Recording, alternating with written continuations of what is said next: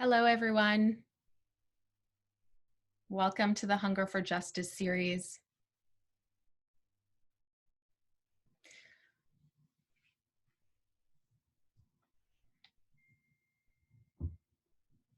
Okay, welcome to the series. This is episode 4, Agricultural Justice for U.S. Farmers and Farm Workers. Our speakers today are Elizabeth Henderson from the Agricultural Justice Project and Laura Lengnick, the author of Resilient Agriculture.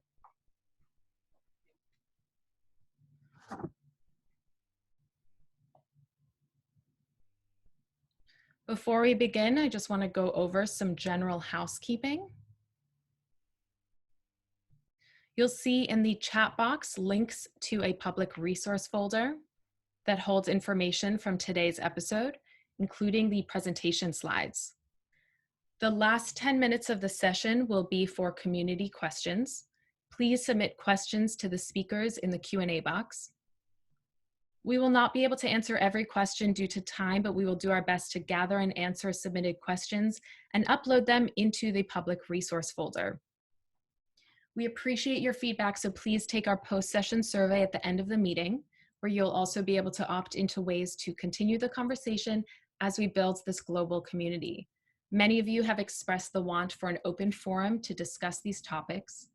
As a result, we are starting a weekly community dialogue on Mondays at noon Eastern Standard Time, and we'll be sending a link to the open forum session in the follow-up email. Also, please note this session is being recorded and will be uploaded for public viewing on the AGC YouTube channel.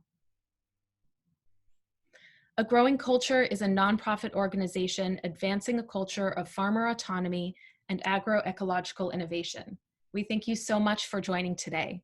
Now it is my pleasure to introduce the founder and executive director of A Growing Culture, Lauren Cardelli. Thank you, everybody, for tuning in. This has been an amazing experience launching this series. This is our 4th episode in an ongoing series, The Hunger for Justice. It has been incredible to see people from all over the world tuning in. We've had amazing feedback, and we want to thank you all for being part of this journey. Together, we're hoping that we can learn together and shape a post-COVID food system that's not only rooted in sustainability, but justice for all. We live in a food system that is founded on the injustice. Our agricultural system helped create the social stratification and hegemony of gender inequities, racial inequities, labor disadvantages, and economic extraction and environmental destruction.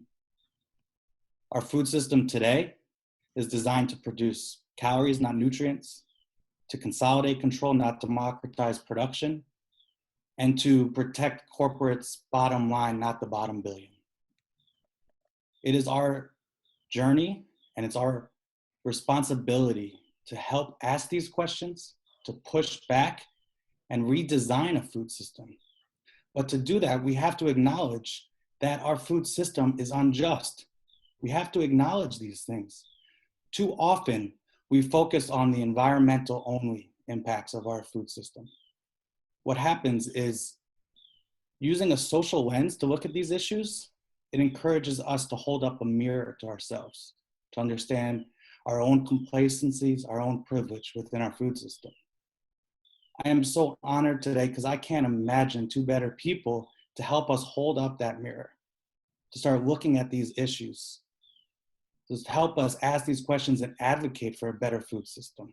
The Agricultural Justice Project stands out by asking these questions, by pushing people to explore and to change the way that they interact with farmers and farm workers. There is no doubt in my mind that you are going to be inspired by Elizabeth and Laura's talk today. I've been inspired by both of them for years. I'm so grateful that they took this opportunity to share with us, to help us have insight and appreciation for the ones who grow our food, the essential workers on the front lines today. And just this COVID has helped us realize how essential they are. So please, I want to thank you all, and let's take this time to introduce Laura Lengnick, who's going to set the tone for this talk. Thank you, Laura.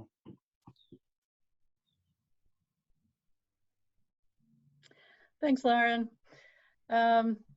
Yes, I am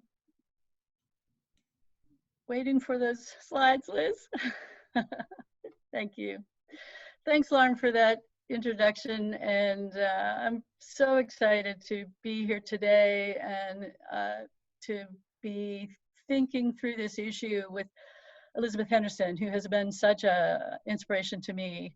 And I'll tell you about that just a little bit later when I introduce Liz. But I want to just set a tone for our discussion today.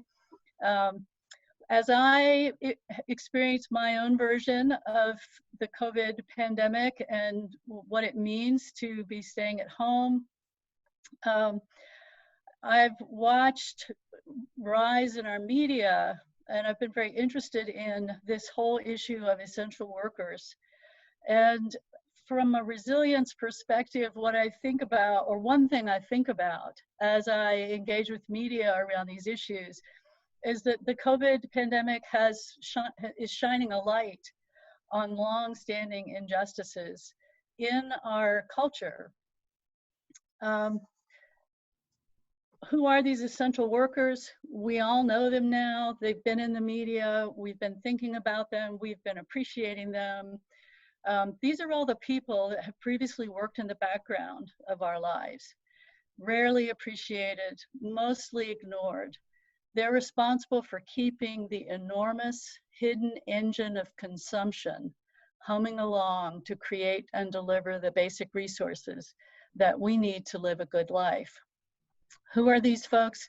They are healthcare workers, they're public safety and first responders, they're critical industrial workers, financial, energy, water, waste, and transport workers. We depend on these people for the basic stuff of life: power, water, food, waste management, and critical materials. But the other thing that the COVID pandemic has done, besides bringing these folks forward in our lives, is it's also taught us a little more about them, given us a window into their lives. We've learned in the last 2 months that they're mostly women, that they're disproportionately people of color, that many are recent immigrants or undocumented workers, and that they are among the lowest paid workers in our country. Among these workers are the people that feed us: farmers, farm workers, food processing, distribution, preparation, and retail workers, the people that work in restaurants, in grocery stores, in farmers markets, and in grocery delivery. The COVID pandemic has ignited a much needed discussion about worker justice in the US. This discussion invites us to step back and take an honest look at how the choices that each of us make about how we live impact the lives of America's essential workers. We'll spend the next hour exploring how these choices affect the people, the essential workers in our country, with a focus on the food system. It all boils down to the issue of justice for farmers and farm workers. This is a vision that has inspired 300 years of continuous activism in our country, starting with the fight to end a US agriculture dependent on the labor of enslaved Africans, continuing through the 19th and 20th centuries with farmer-led fights for fair prices, farm worker-led fights for fair labor practices, the rise of the sustainable food movement, and the fight for reparation of years of USDA discrimination against Black farmers. Many innovative solutions that would or did promote justice on American farms have been generated over this long history. But COVID has reminded us we are not there yet. There is still more to do. While many of us enjoy 3 square meals a day, America's farmers and farm workers remain hungry for justice. When A Growing Culture invited me to host a webinar about food justice solutions in the US, I knew immediately who I wanted to feature: Elizabeth Henderson and the Agricultural Justice Project. Liz's work in agriculture and food has challenged, provoked, and inspired me to do my best work for more than 30 years. Liz is a writer, a farmer, a teacher, an activist, and a leader in the US organic farming and sustainable food movement, who is unique in her commitment to the social equity piece of sustainability. I first met Liz in the late 1980s when she was working to introduce a really new idea back then called community-supported agriculture, or CSA. At the time, CSA was an effective way for consumers and farmers to create respectful, reciprocal relationships in a food system that had increasingly distanced producers from consumers. As I moved into my research career, I had the good fortune to remain in Liz's orbit through my work to promote soil health, organic farming, and sustainable agriculture and food systems. Liz's quiet encouragement guided my work through the 1990s as I worked to launch the very first long-term organic farming systems research project for the USDA. It was because of Liz that I insisted that we include farmers on the project design and evaluation teams, something that up until then had never been done before at USDA. Throughout my professional life, Liz has been in the background, serving as a calm, clear, thoughtful, and intelligent voice that has encouraged me to always keep the people who feed us in mind as I worked to generate the knowledge we needed to cultivate sustainable agriculture and systems. Most recently, as I wrote my book, Resilient Agriculture, Liz once again was right there to provoke my best thinking by challenging me to really lean into the people part of the story. And I'm so glad I did, because it turns out that reciprocal relationship, food system resilience, and reciprocal relationships have been the focus of Liz's work for more than 30 years. Welcome, Liz. I'm so glad that you could be here with us today.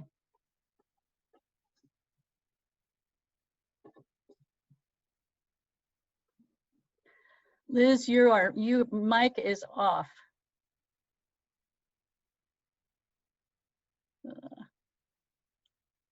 Okay, try again. Thank you for the really generous introduction. And hola and greetings to everybody. I started farming in 1979-80, very aware of the ongoing farm crisis, with cavalcades of tractors in Washington, D.C., camped for weeks. Family scale farms were going out of business at an alarming rate.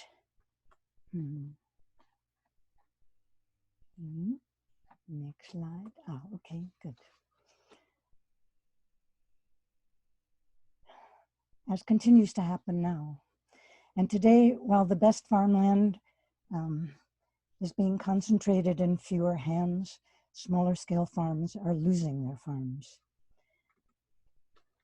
Except for the farms saved through the organizing of the Federation of Southern Co-ops, so many Black farms have succumbed to the racist policies that Laura alluded to.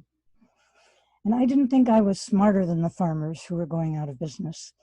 But from the Northeast Organic Farming Association, NOFA, conferences and farm tours, I discovered that family scale organic farming was possible as a way of life. At first, I hoped to homestead, to raise my son in a healthy place and provide him with food free from harmful additives and chemical residues. My first few years taught me that I really enjoyed the physical labor of farming and the constant challenges of problem solving.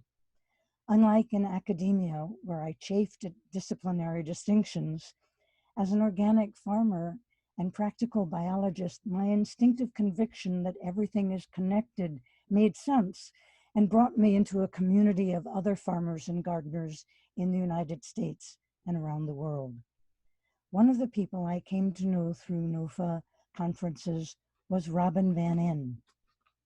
She started the first community-supported agriculture in the United States.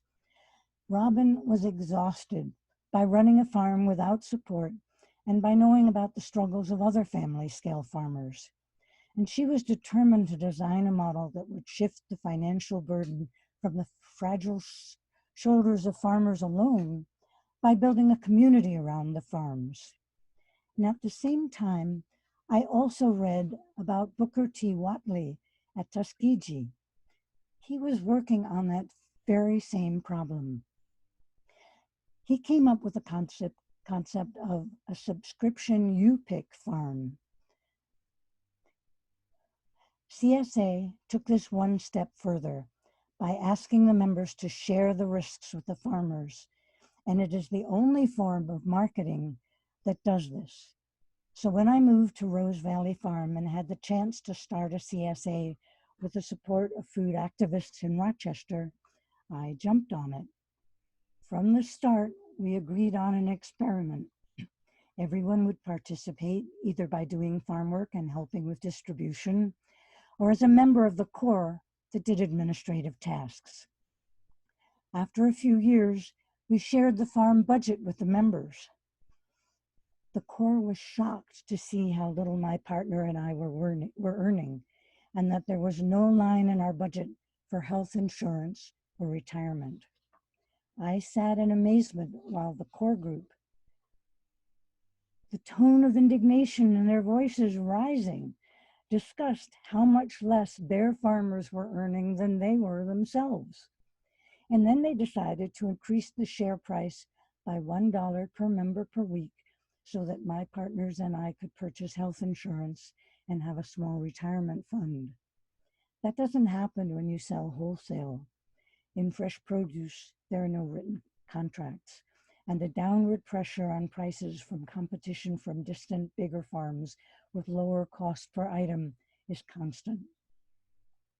Most fruit and vegetable farms do not generate enough income to support a family without off-farm work.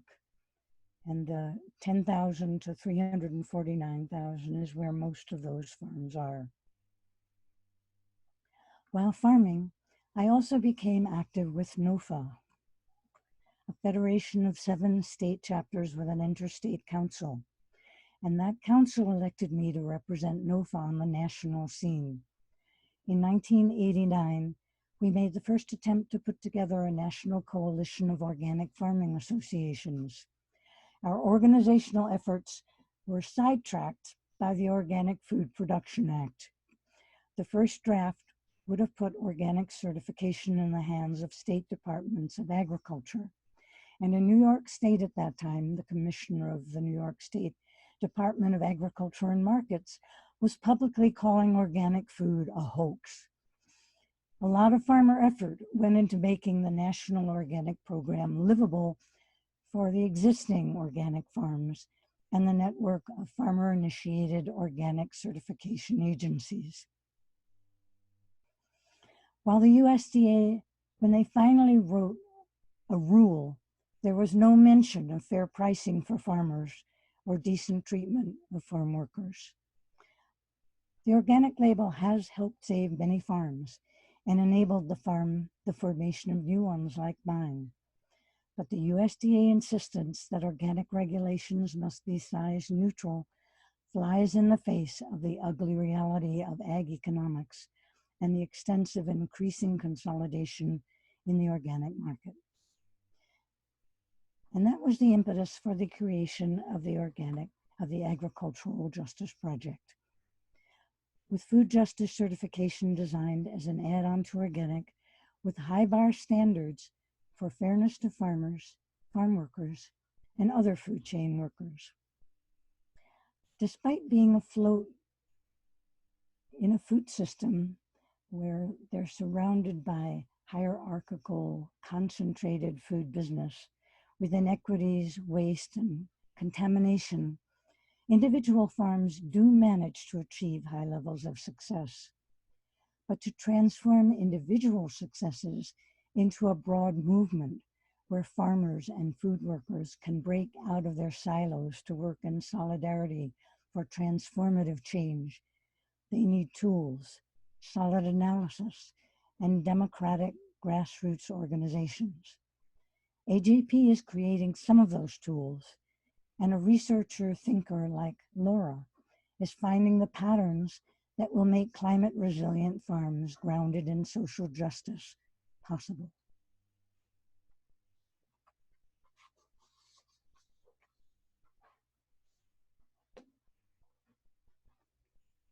Laura, you're also on mute. Yeah.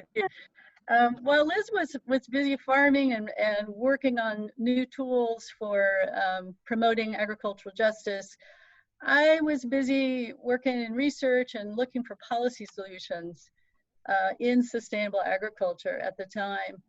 And I noticed the same kind of shift that happened in sustainable agriculture that Liz mentioned with the Organic Food Act.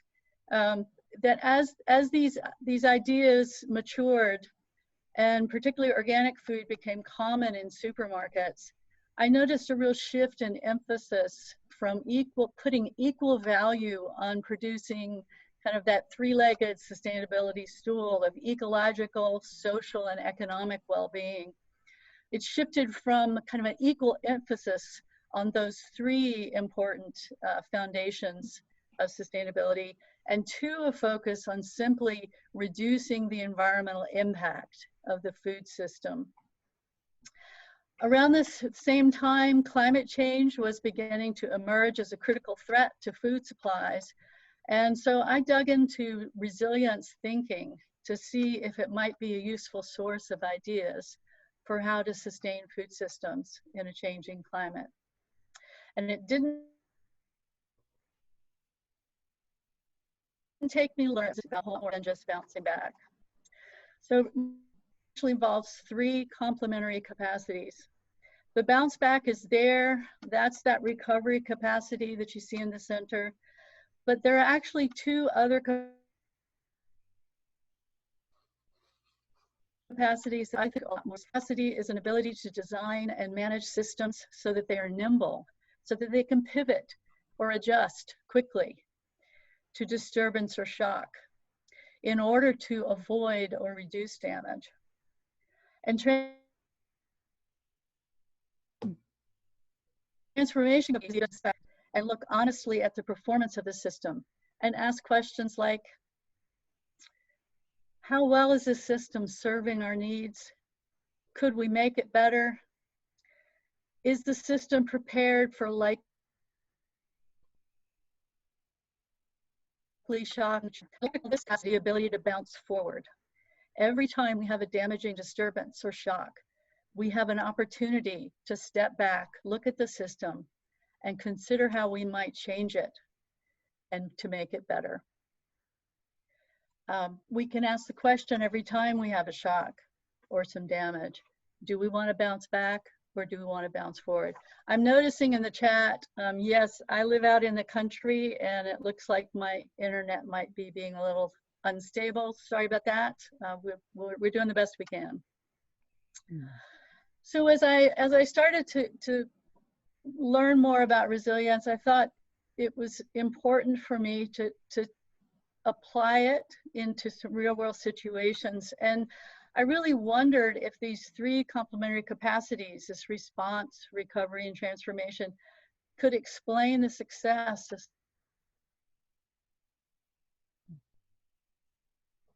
some of America's farmers. In 2013, I asked 27 of them.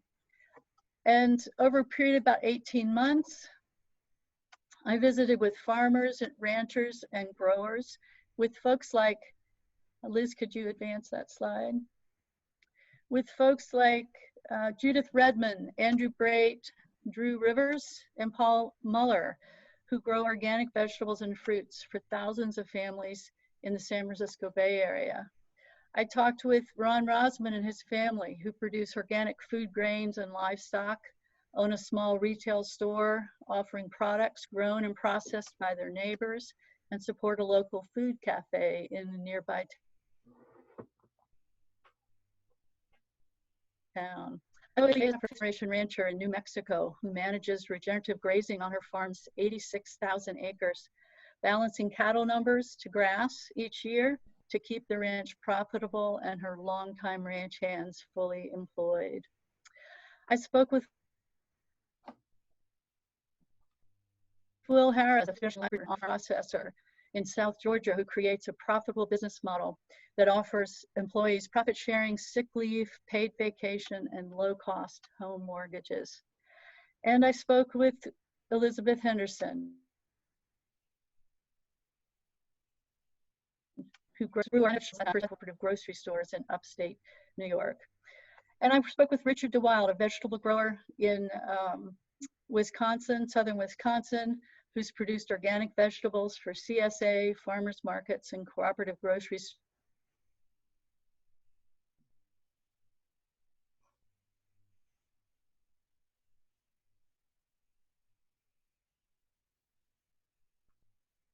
To create profitable farms and ranches that produce an abundant and diverse supply of high quality food, along with healthy and wealthy families, employees, and communities. They have done this largely without government or consumer support in a business environment that does not value their efforts. These farmers and ranchers helped me discover 3 rules of resilience. The 3 rules of resilience are basically to cultivate diverse relationships of mutual benefit, to promote regional self-reliance, and to assure accumulation of local community-based wealth. And once I discovered these rules, it became very clear to me where the good food movements of today are falling short.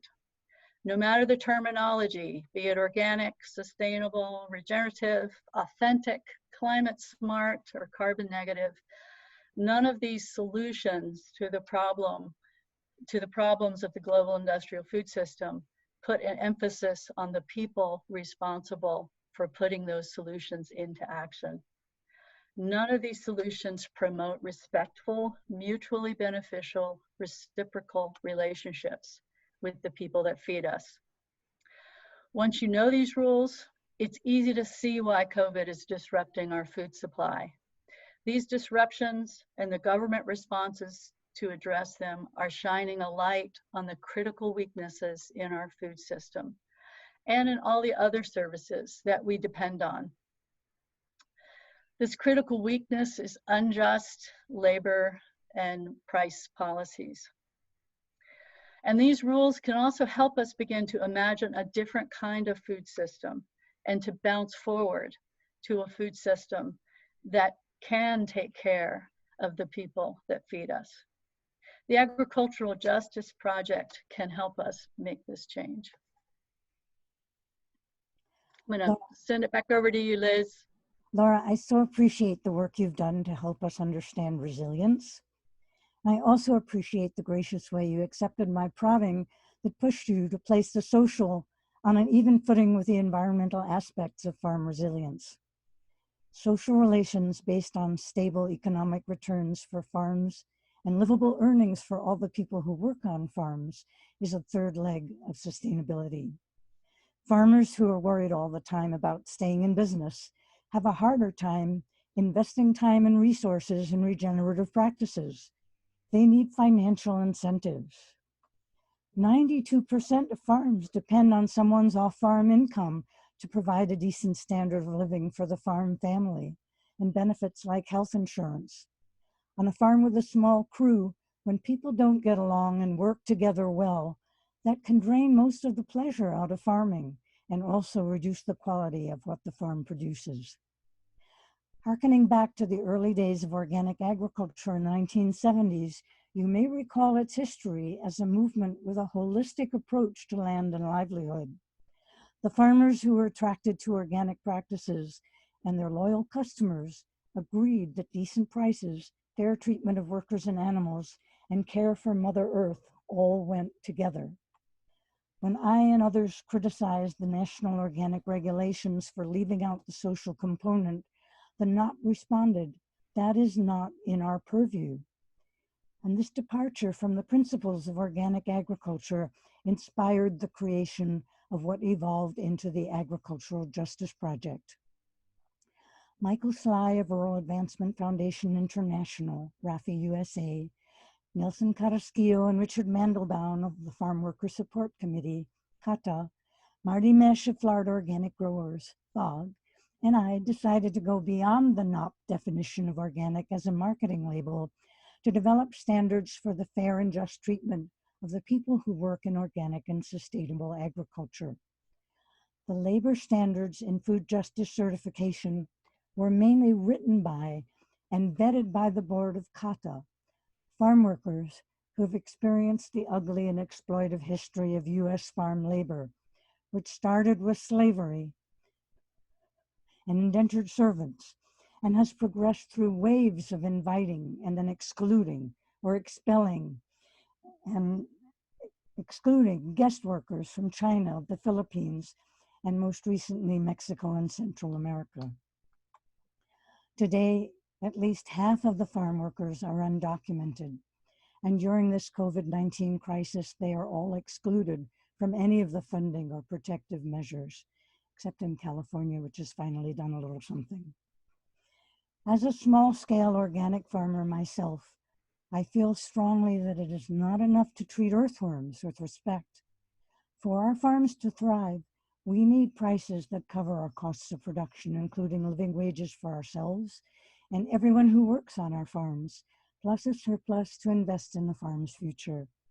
We need to make agricultural work a respected career with appropriate benefits.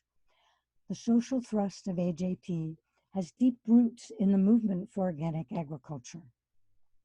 Sometime in the 1980s, the Northeast Organic Farming Association endorsed these principles to encourage non-exploitive treatment of farm workers, to create conditions for livestock that ensures them a life free of undue stress and pain or suffering, to maximize farm workers' monetary returns and satisfaction for their work, and to maintain the land in healthy condition for future generations.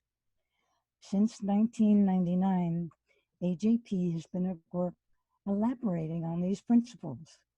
The success of international fair trade with the steady climb of numbers of people willing to spend a little more money to support family farms in developing countries has provided an encouraging model. The AJP standards were developed over 4 years of meetings with workers, small-scale farmers, fair trade companies and organizations, indigenous people, consumers, and organic certifiers. Hundreds of people from over 60 countries participated.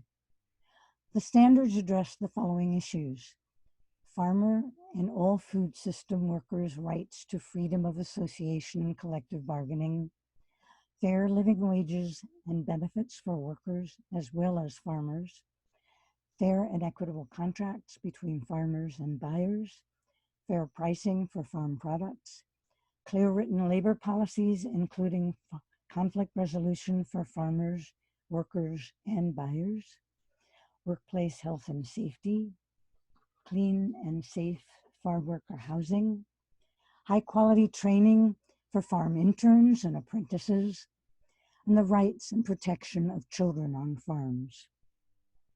But standards are only as good as the verification system used to ensure they are upheld.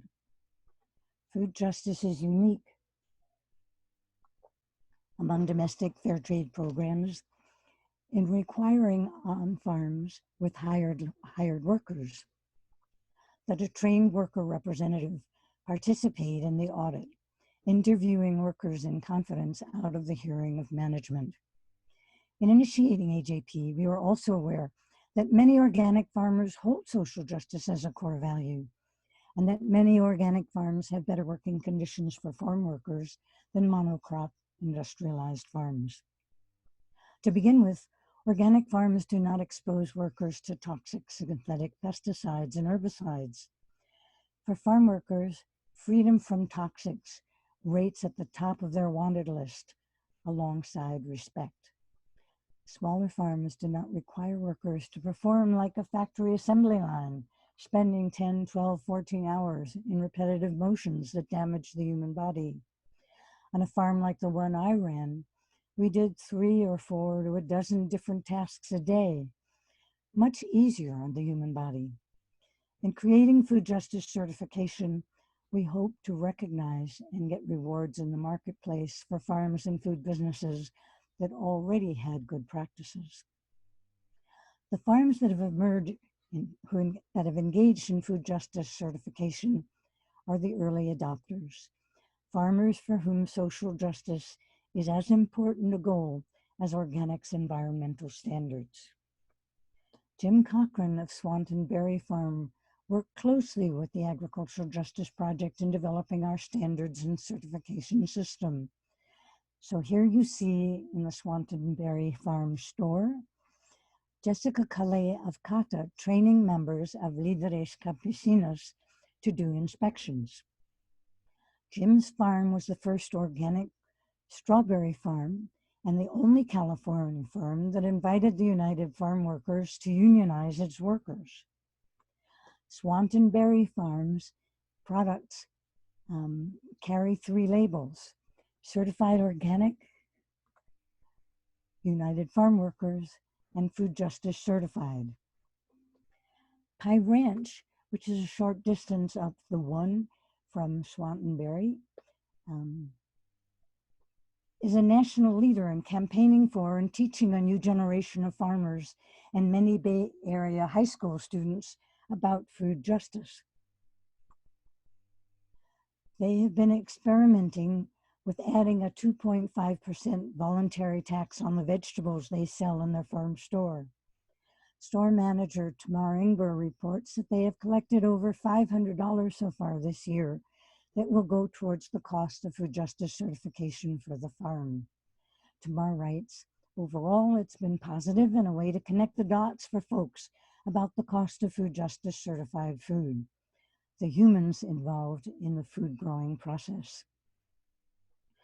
The first and so far only farm in the South to engage in food justice certification is the Family Garden Organic and Fair Farm.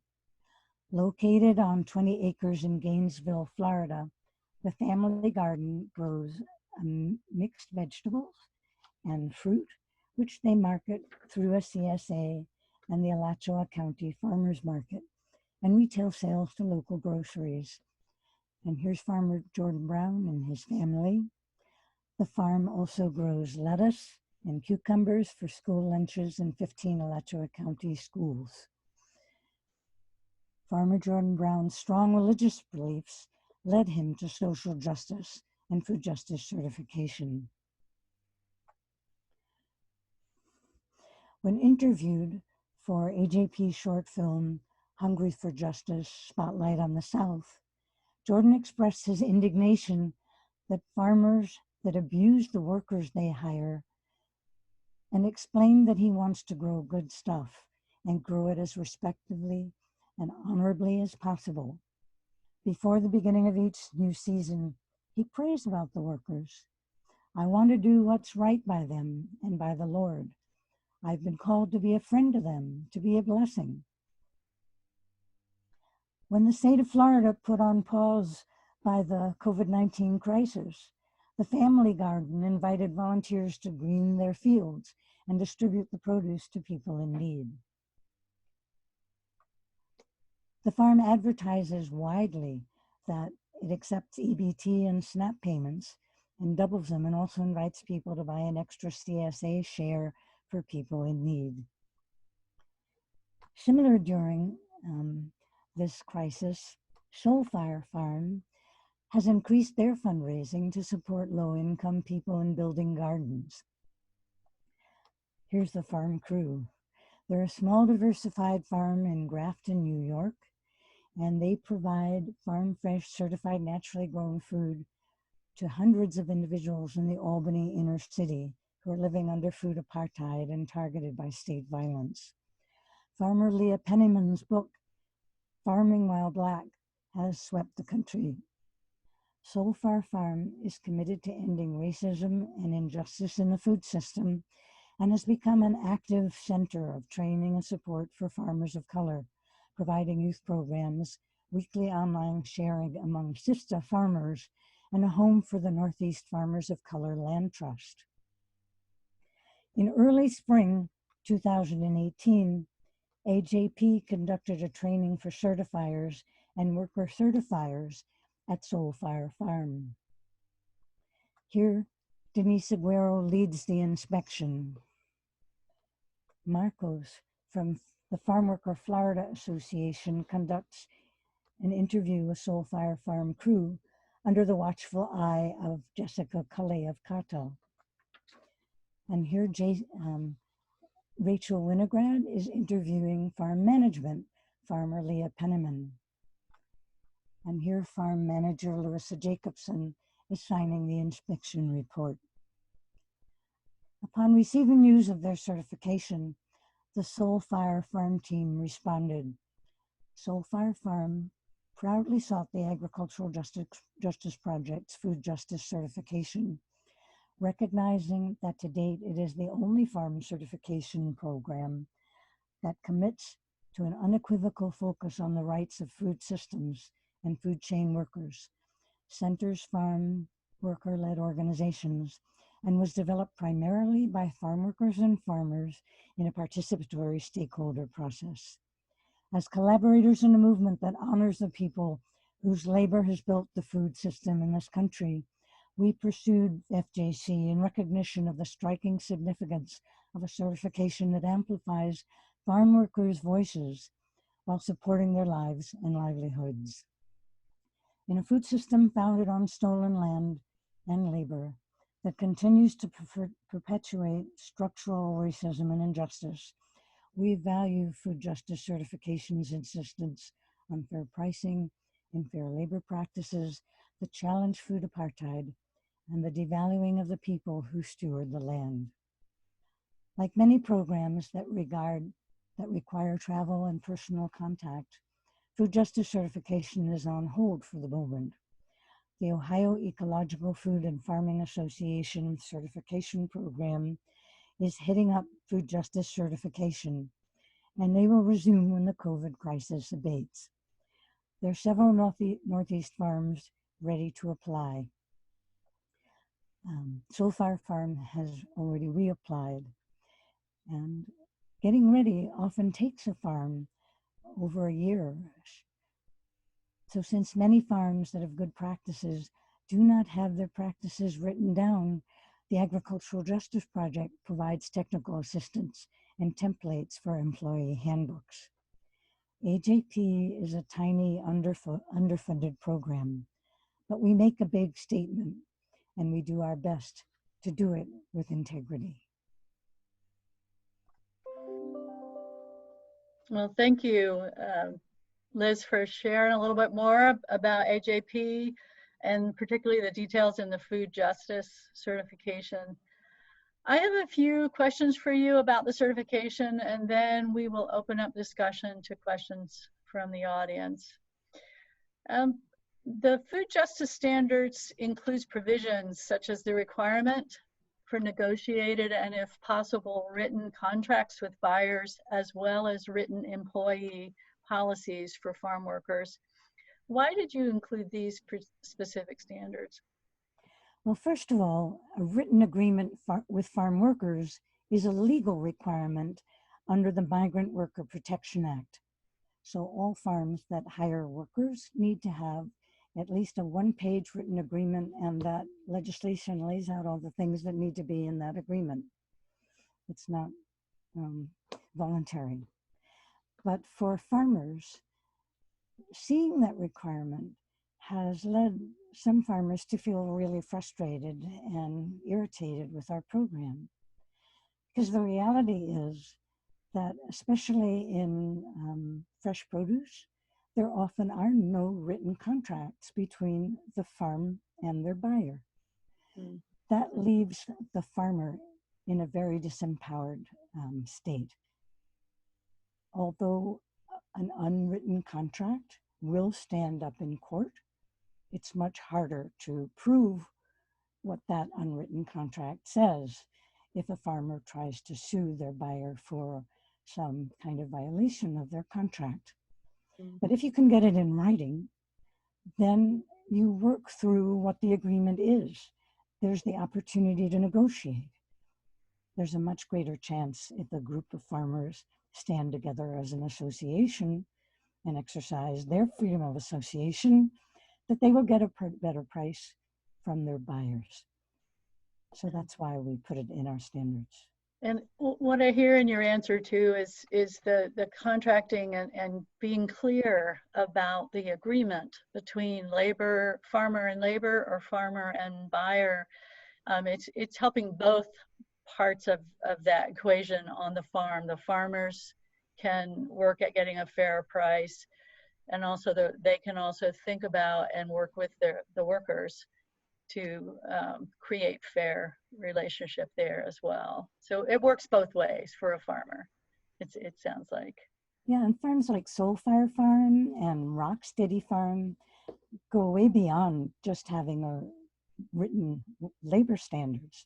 They are experimenting with things like courageous conversations and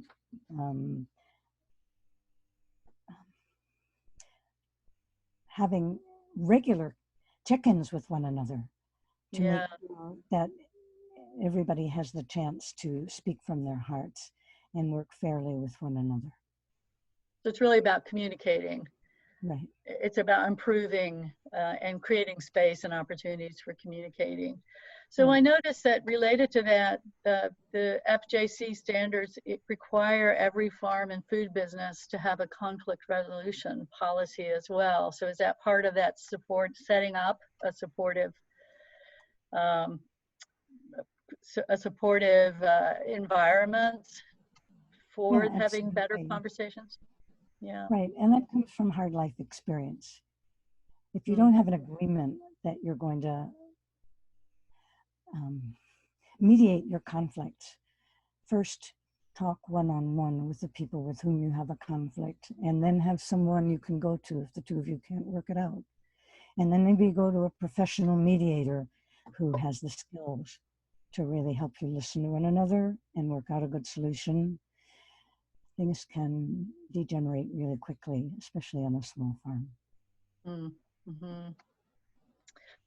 And you shared a few examples of farms who have done the FJC certification.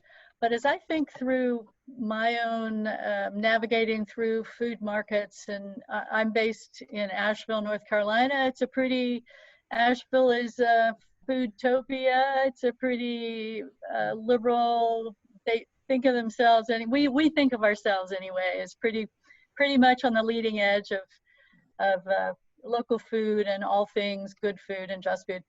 And I don't believe I've ever seen the FJC label on any food here. I'm wondering, how has the uptake been of this label? Well, to be honest, the uptake has been really slow. Yeah. When we started in the, right after, well, in 1999,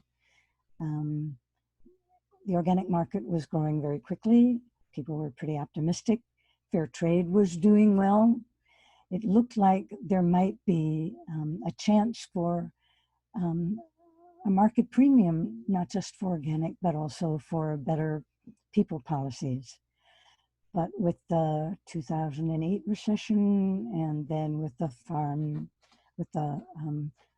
farmers market, the Food Safety Modernization Act, with Salmon Safe and other kinds of pressures on farms, all those other things became higher priorities.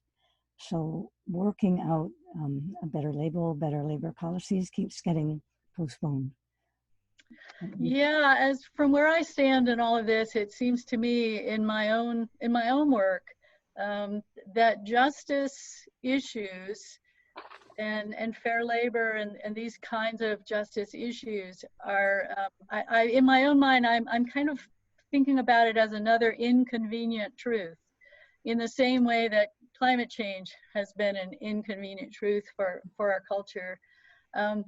But I also, you spoke a minute to say that there seemed to be a moment when it appeared that justice issues were going to be taken up in the food movements. And I wonder if we're in another moment with the COVID disruption and the way that we're all much more aware now, or can be more aware of the realities of essential workers in this country and how the injustices are being played out in the background. I wonder, we could, before we're going to move into taking questions from the audience in just a minute, but I wanted to ask you one last question. If there were one or two actions or policies that you see that would really be help to get fair prices for farmers and to pay living wages to everyone in the food system, is there one or two things that if we started to move on now, we could really take advantage of this moment that COVID has given us? Well, in the organic marketplace, the demands that the Real Organic program is making, together with the National Organic Coalition and other organic advocates for the National Organic Program, to stop buying hydroponic vegetables and certifying them as organic, and to cut off the big CAFO organic dairy farms, so that all of the dairy farms are meeting the highest requirements of organic standards. That would make a big difference and save many organic farms. But for farms across the country, for all the farms, we need to move back to the idea of parity payments with supply management.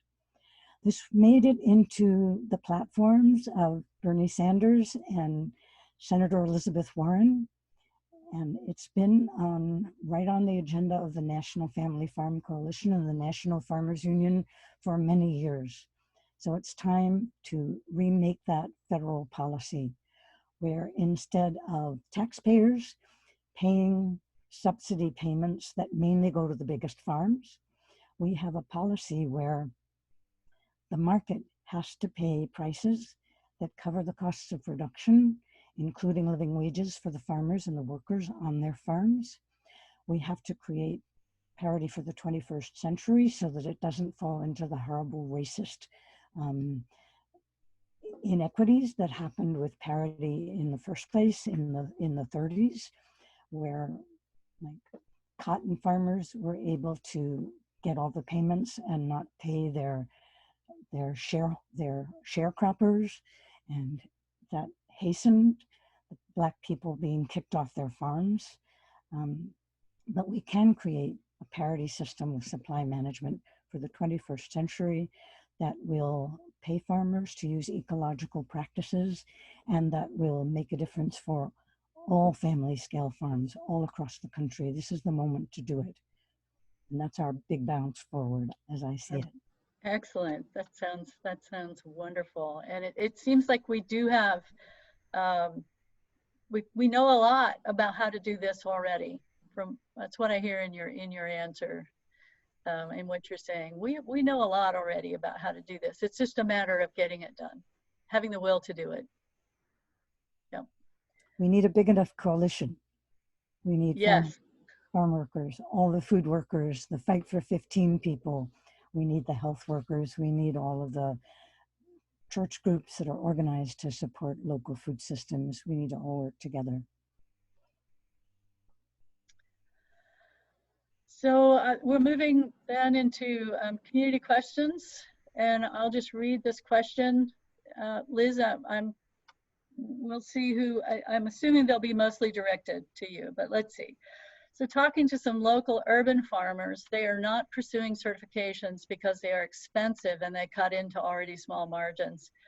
What are your thoughts about charging for certifications for small farmers versus just talking to farmers about their practices being in line with those certifications, but not paying the fees?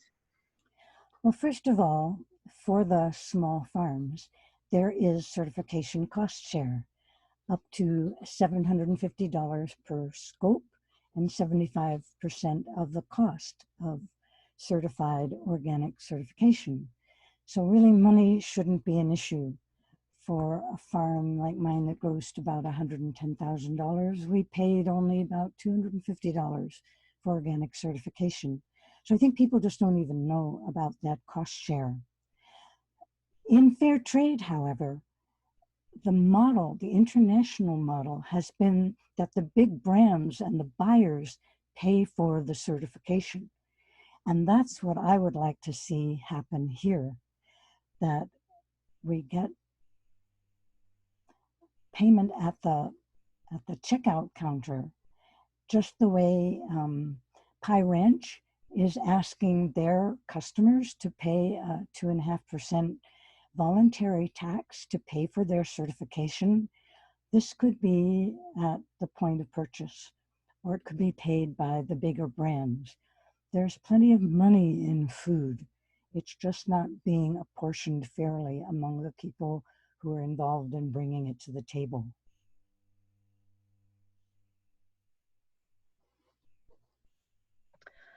With our current, this is from Jillian, with our current distribution system in disarray, many farmers are selling direct, including you-pick options. I can see how this would increase their profits and or lower costs to consumers.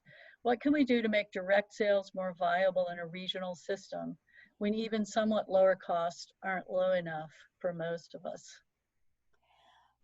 Well, as I just said, there's plenty of money in food.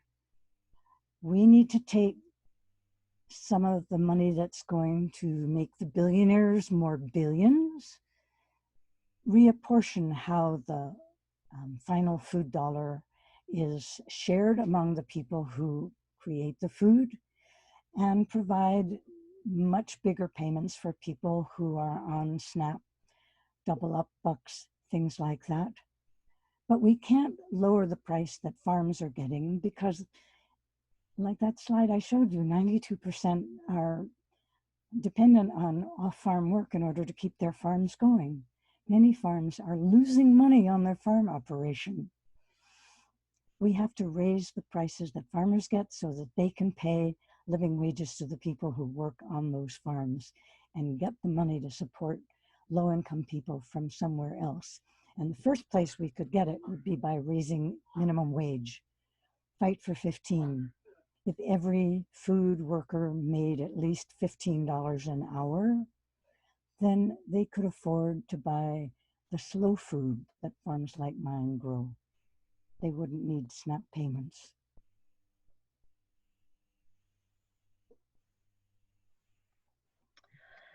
Universities full of academicians whose research shows that commercial large-scale chemical-based production is better for climate and to meet the needs of a growing population. Unfortunately, these academicians are advising the political administration who develop policies for agriculture. How can you overcome the impact of these academicians who promote chemical agriculture? Well, that's a good question that I can only maybe begin to answer by, I think there's been a capture of our land grant universities by big corporations. So a lot of the research that's being done is dictated by the needs of Dow Chemical, Bayer, Cargill, Tyson, Purdue, that whole long list of really mega corporations. Our land grants should be governed by councils of stakeholders who will dictate a change in the priorities of those universities so that more of the research will be done in how to improve the returns of small scale farms. There's been very little research done in how to make the very most agroecological farms function the best way that they can and giving the best way of life for the people who work on them. So maybe that's a start to the answer to your question. Yeah, and as an academic myself, maybe I'm able to address that too, and just say that this feels very much to me where we are at with climate and agriculture and the land grants feels very much to me the way we were 30 years ago with sustainable and organic farming. And the other thing I would say is right now, we can all support those academicians who are looking at these questions because they are out there. And so let's celebrate and support those and lift up that work as best we can.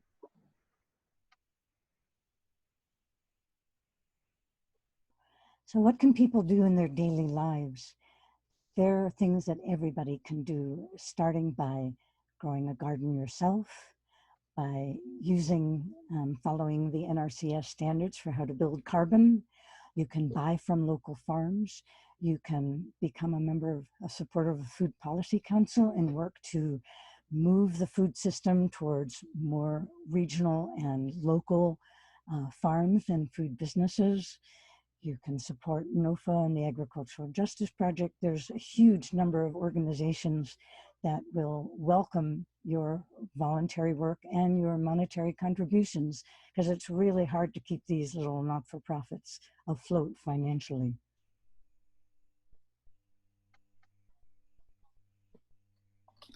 Wow, that was incredible. Thank you guys so much.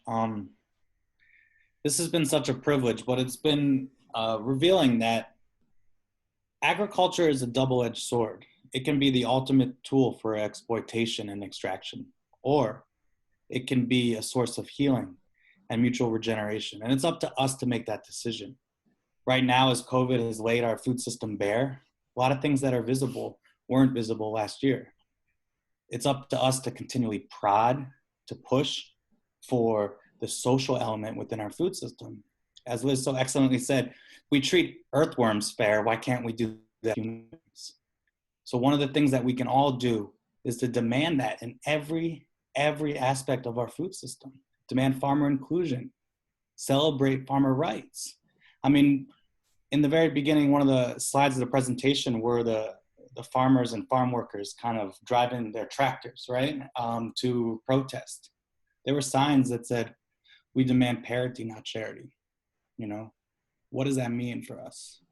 What does parity mean in the food system? And I can't express enough thanks and gratitude to Liz and Laura for kind of laying that out and showing us this. The Agricultural Justice Project is ahead of their time. I mean, it's incredible. We all should be celebrating the work they're doing, learning from what they're doing, and recognizing the farms that make that strive to allow their farmers and farm workers to farm in dignity. I'd like to thank our sponsors for this call, Milgram and Dascom Law Firm, as well as Eat Your Way Clean. Please text 850-600-2996, GROW, or visit A Growing Culture to donate and support farmers around the world and help cultivate these kinds of conversations.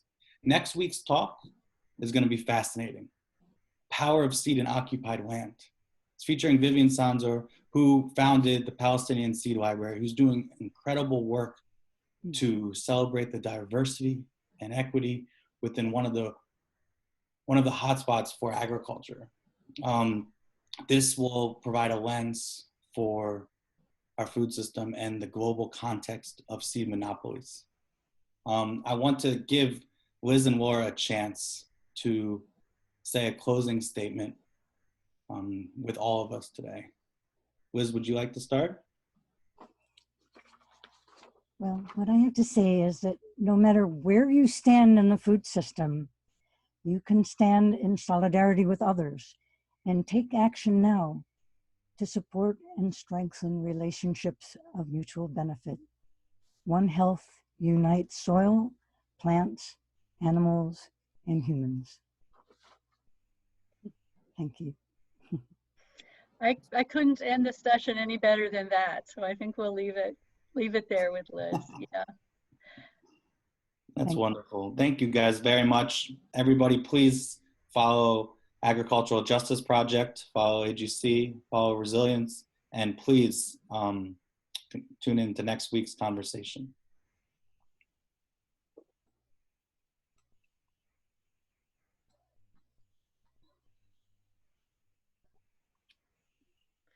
Hi, everyone. Thank you so much for tuning in today. I'm going to keep the session open for just another few minutes to gather any comments or questions. Like I said, we will be gathering these questions and answering them and uploading them into the resource folder.